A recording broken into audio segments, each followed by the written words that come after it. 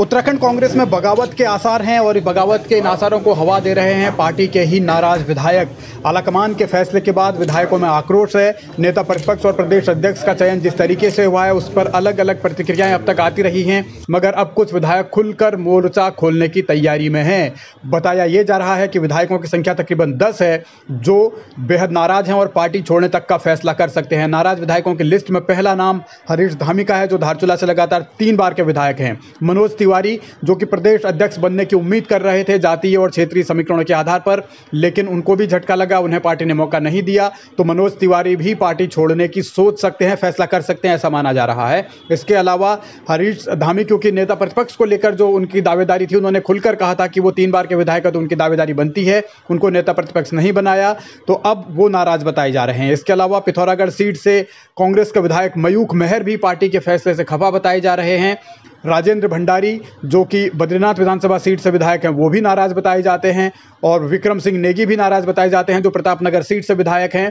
तो ये बैठक में बुधवार को जो होनी है इन विधायकों की, उसमें शामिल होंगे। उसके बाद आगे का फैसला लेंगे कि करना क्या है। तो ये बहुत महत्वपूर्ण बैठक होगी कांग्रेस के लिहाज से।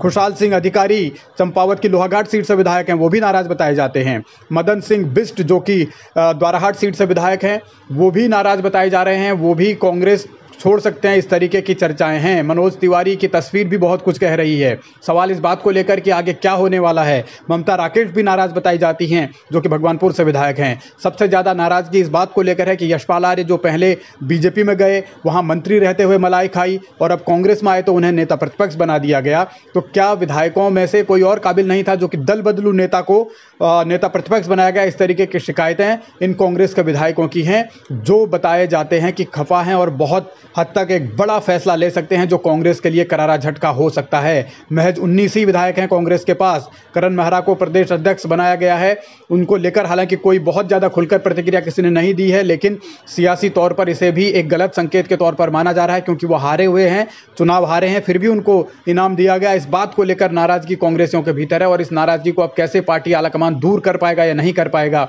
ये गंभीर सवाल है। लेकिन सियासी तौर पर अगर एक एक विधायक इस तरीके से अपनी नाराजगी जाहिर कर रहा है, चाहे वो विक्रम सिंह नेगी हों, चाहे मदन बिष्ट हों, चाहे खुशहाल सिंह अधिकारी हों, चाहे मयूख मेहर हों, चाहे ममता राकेश हों, या फिर कुछ और भी विधायकों के नाम हैं जो नाराज बताए जाते हैं, तो इनकी संख्या अगर बढ़ती है तो फिर ये पार्टी से बगावत करते हैं तो कांग्रेस के लिए बहुत बड़ा संकट होगा, बहुत बड़ी चुनौती होगी।